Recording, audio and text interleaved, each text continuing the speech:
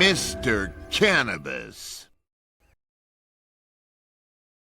Integrated Pest Management, or IPM, is an ecosystem-based strategy that focuses on preventing pests or their damage through a combination of techniques that work together in a coordinated manner. It includes biological, cultural, mechanical or physical, and chemical control methods. This approach aims to minimize the risk to human health, beneficial and non-target organisms, and the environment as a whole by using pesticides only when necessary and applying them in a targeted and safe manner.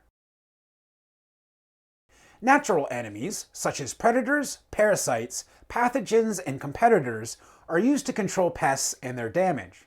These natural enemies are used to keep pest populations in check and maintain the ecological balance.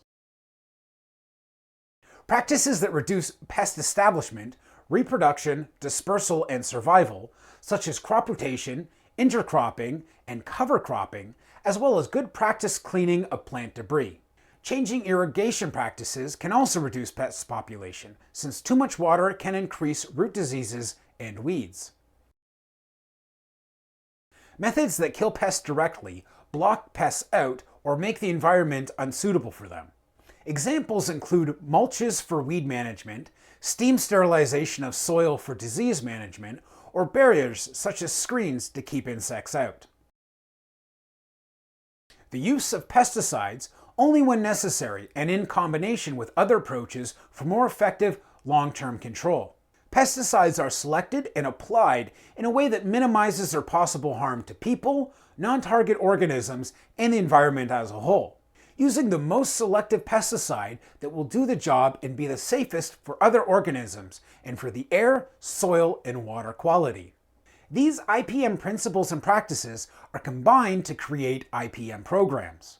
While each situation is different, 6 major components are common to all IPM programs: pest identification, monitoring and assessing pest numbers, damage, guidelines for when management action is needed, preventing pest problems using a combination of biological, cultural, physical and mechanical, and chemical management tools, and assessing the effect of pest management after action is taken.